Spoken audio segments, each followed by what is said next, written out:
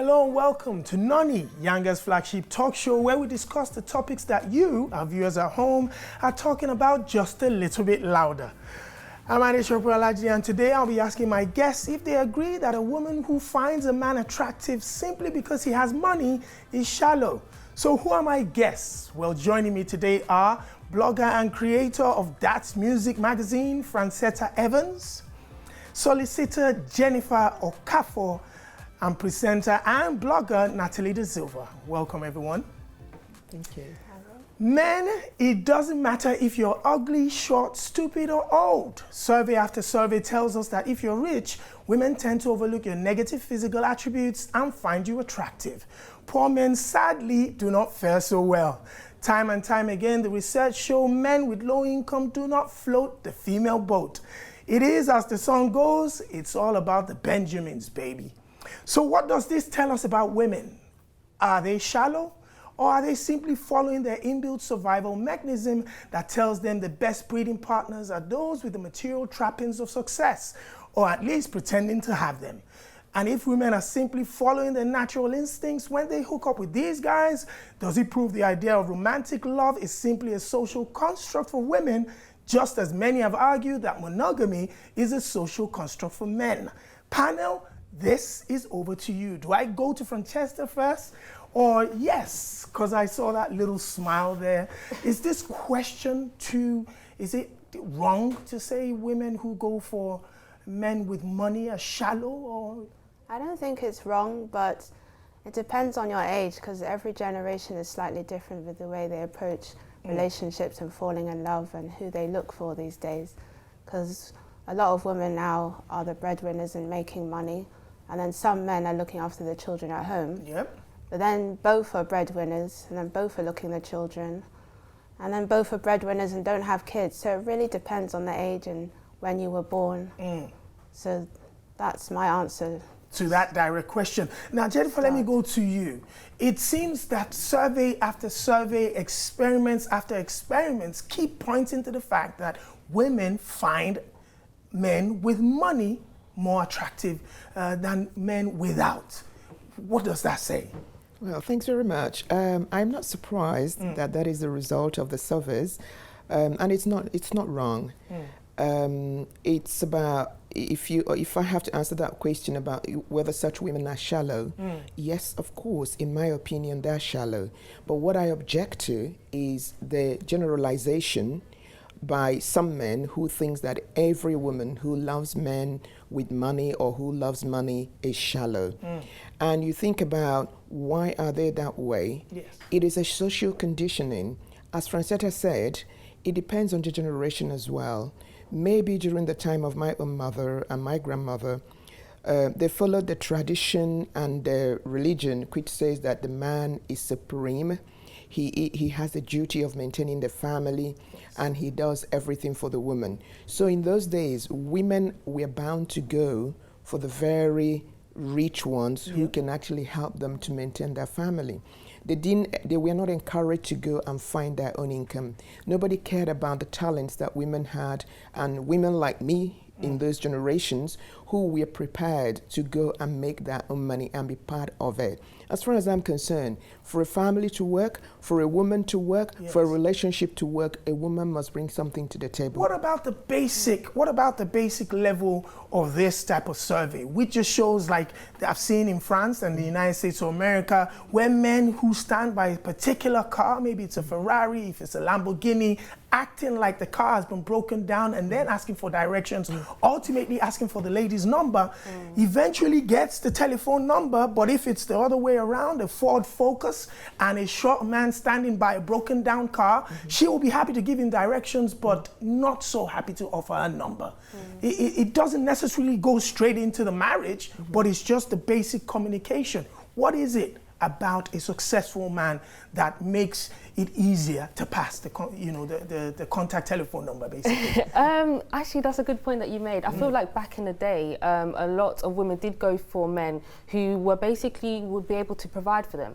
But I think now, because there's so much more opportunities for women, I think it's very important that women just not look at men for money. I think there should be other qualities that they should look for in a man in order to build a family, to build a marriage, to build a home. What type of qualities would you see from a picture or standing next to a Ferrari? I just wanted to know. I mean, that is hard to say, but I think the most important thing is just about presenting yourself. You might not have the Ferrari, but if you present yourself as a strong man, someone who is kind, someone who sees the future, is confident about the future, I think that would attract a woman. So I think men who maybe have these qualities, they also have that as well. So they're also confident that, yes, this is my Ferrari, and yes, I am the man for you. But I feel like the men who are standing by that Ford Focus, they are a bit like shy and a bit kind of reserved, and that kind of comes out to the woman. So I think it's important to come that from within and then show that to the world. Like I said, you know, surveys after surveys, experiments after experiments, University of Wales, University in Edinburgh, it kept on going, as simply as just a picture of the same person dressed in a completely different attire by a completely different car seems to be picked over the one that's not as dressed or doesn't have a flashy car. So this conversation, even though, you know, the women in the studio are comfortably saying that, you know, times have changed, you know, perception was that in the old times, but these are fairly recent surveys and experiments, and it's still bringing out the same results. If I can come back there again, yes. I think that it's about social conditioning. Women have long been made to understand that, you know, the man standing with, you know, by the biggest car, the most beautiful car, is actually the best man. He's the richest one who can look after you. But again, it depends on the women you are talking to and the women you are looking at. For me personally, the good looks wouldn't do it for me. The Ferrari wouldn't do it for me, because when I see a man standing by a Ferrari, that's it first. The first thing that, I tell you, the first thing that hits me is, watch it. He may be shallow himself. He may be a gold digger himself. He may be looking. I am older, but I still have young men who come to me looking at me because maybe I'm standing next to a car looking for my car, and they think, oh, maybe she must have some money. So it goes either way. But the truth is that I'm into women development, women empowerment, and I'm trying to say to women, you are all that. If you come into a relationship looking at the man because of the way he's dressed, his car, his house, and you're not bringing anything other than your good looks on the table, you've got trouble in your hands. If you're talking about a man who's living with you, going out there to look for a woman who is even better looking than yourself, you can't stop him because you haven't brought anything on to the table, and he's bought you with his money. He, you know, if he's bought you with his money, he can buy anyone, anytime. So women development and empowerment should actually try and advance. We cannot go out there talking about women development without making women to realize that times have changed. You have to have your confidence. You have to have your courage to go out there. And maintenance of the family or maintenance of a relationship is a two-way street. Okay, just like looking after the house, cooking and washing is not, it's not a gender issue. Francesca, I saw you raise your hand there. What would you like to say? I think, for example, my role models at the moment is Meghan Markle and Harry. I just think Meghan Markle, she has so much confidence, and even though she's married to Harry, she's making a stand and she's making everyone know of her in a positive way. It depends on where you look, actually, because some people are actually saying that she's a little bit overbearing. She's a little bit over, you know, she's doing a little bit too much. She's not supposed to be doing what she's doing. She can. And she's probably taking advantage of her husband. That's in different quarters. But she's making a change. Like the Vogue magazine recently, she was the editor of it. And she is using the word diversity. Everyone in there is diverse. And there's a lot of blacks, whites, but some are midgets, some are very tall, some Afro hair, some are transgender. Using Meghan Markle as an example, she is a Hollywood actress who has picked the Prince of England. How much of an example will that be when it comes to selecting a partner? She did not pick the King of England, the Prince of England. The Prince chose her. He picked her. He picked her. That's the difference. Okay, so he picked her. And, you know, she's a woman in her own right. She's made her name. And from what we are seeing, she must have made it very clear that, of course, I'm your wife. But I'll still be I'm my still an person. individual. I want to be part of this relationship. I'm getting a little sense of the fact that all three women are agreeing to the fact that it's been a social construct. So it's a little bit of social conditioning. Yeah. So let's talk about social conditioning now. Okay. In today's world, how much of the social conditioning that has been going on for generations is affecting the choice of women? Because these surveys, again, are still fairly recent and the results are accurate. So are we trying to say women, regardless, are still shallow? But I think it depends on culture. This survey, was it on the Europeans and Americans, or was it on Africans and East Asians? Well, some was carried out by University of Wales, others were carried out by University of Manchester, others was in the United States of America, so I'm guessing they didn't have that many Africans in the... Exactly. Exactly. So it really depends. You know, you can't just say this is an average answer to the survey. It really depends on culture. But I think it also just depends on how you present yourself as well. I think that's an important factor. If you don't Exactly. present yourself in a way that shows that you're secure in yourself, then of course people will kind of be a bit iffy with you. Exactly. But if you present yourself someone who's strong and reliable, then of course. So I think that's probably why a lot of women would go for that picture. Jennifer? Yeah, I totally agree. Yes. And the same goes to the woman as well, because if as a woman you present yourself as confident and you know what you want and you're part of the business, you actually attract the right type of men. But if you present yourself as an underdog, I don't have a lot of confidence, I'm just a woman, I've got good looks, look at me, I'm so beautiful, you attract the wrong people. And I go back to women empowerment. It depends on the culture and the tradition and where you're coming from and who raised you. I was raised by a very strong, powerful woman, my grandmother, and she was like the breadwinner. She was the person that spoke for people in the community, So and she she was a perfect example. So I grew up to know that I have to have my own money. I have to be part of the system. I need to support my husband or my boyfriend, whoever I am with. Yeah, so I can't be in a relationship where I can't actually be part of it and put something on the table. All right, we need to take a short break right now, but when we come back, I'll be asking my panel, should we feel sorry for the woman who married for money and then gets replaced by a younger model? See you after the break.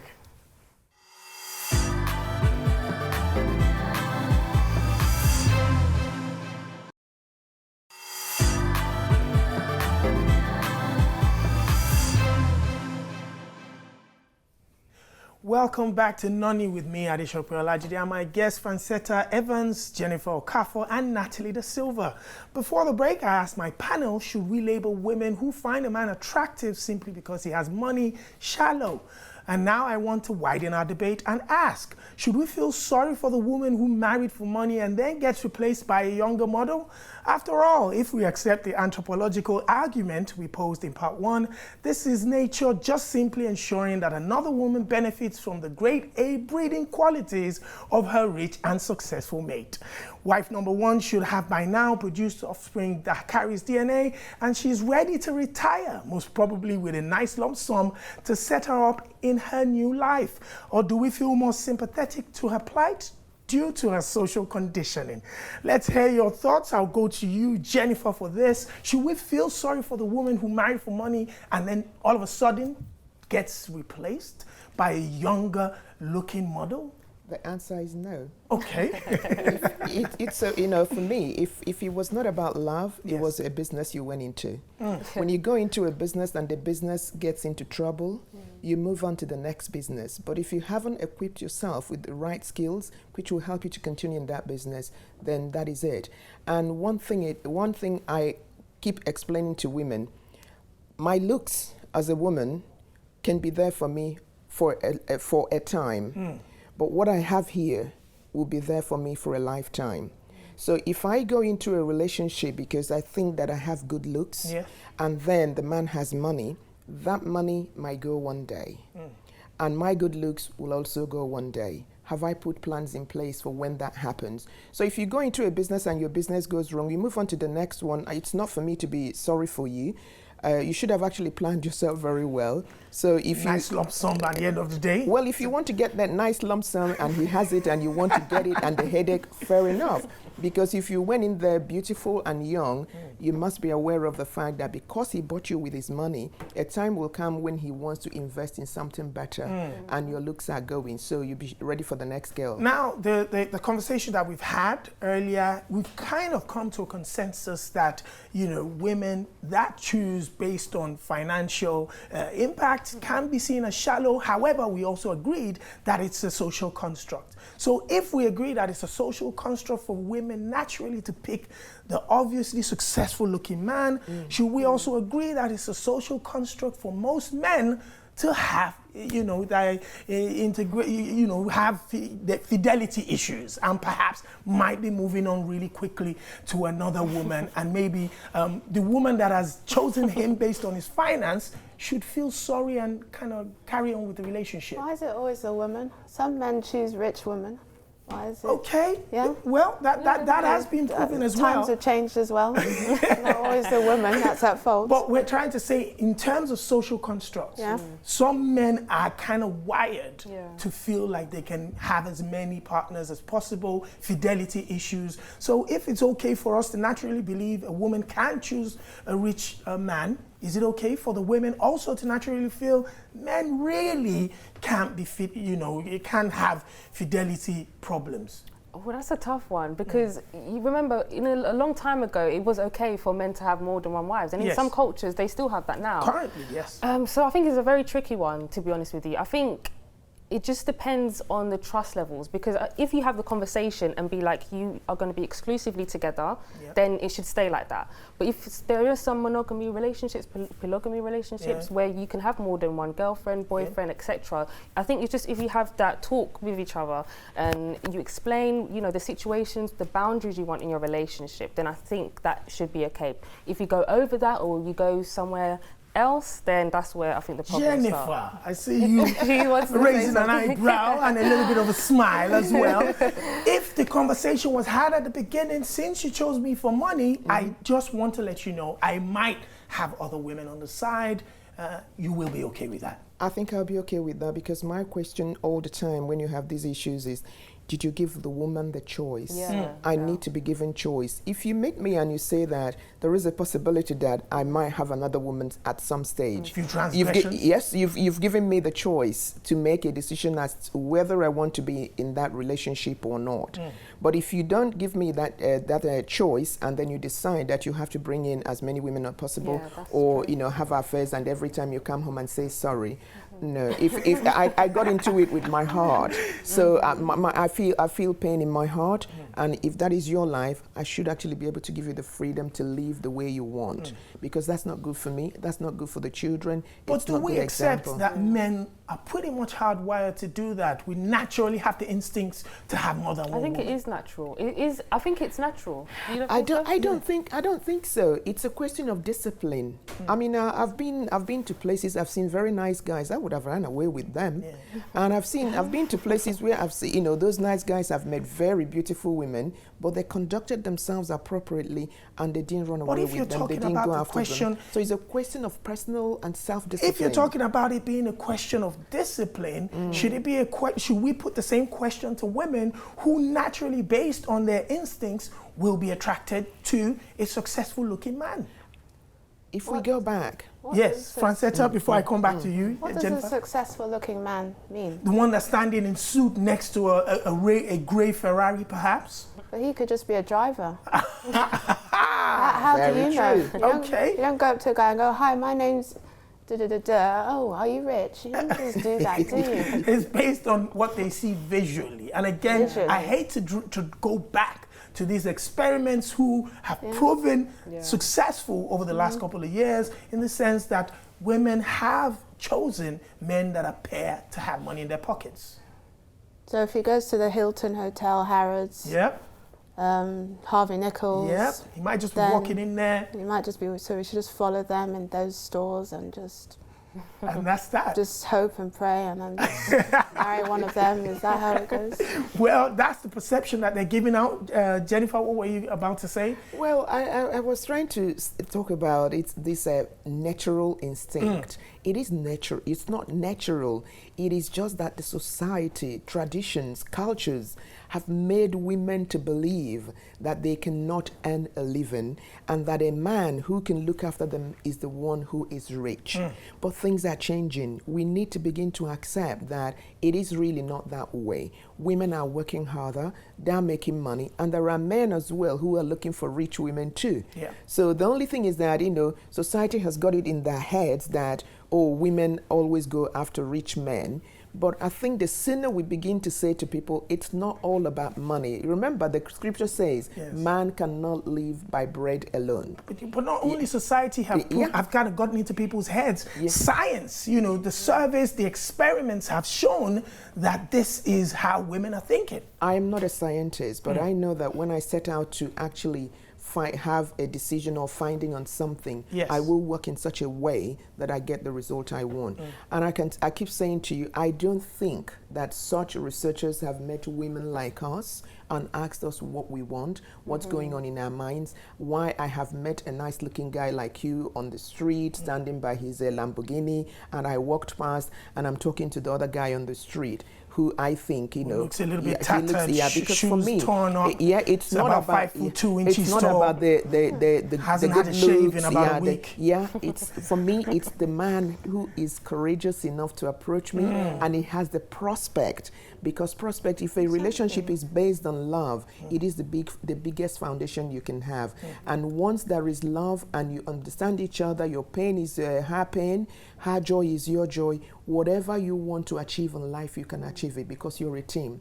And it's so sad because if you're not a team and the money is all his, you should be prepared for the infidelity. So Jennifer, if a short man about 5'2" inches tall, tattered shorts, hasn't shaved in like 2 weeks, approach you with the same spiel, see the prospect in me, would you be giving me your number? I will. Really? Yeah, I will. Okay. I'm not a shallow person. Not a lot of women would do that. I think it takes a strong woman to be like that. I think a lot of people would feel more comfortable to go for someone who looks the part. So I think it's good that you say that because not a lot of women would do that. One thing I wanted to put to you, Natalie, is this. Now let's say, we've got 3 intelligent, successful women here who have definitely gone against all surveys, by the way. University of Wales, University of Manchester, France, America, everything, fantastic. However, you're trying to get to other younger women who are just about to select their partners. How would you convince them? What would you tell them to look for in choosing a partner?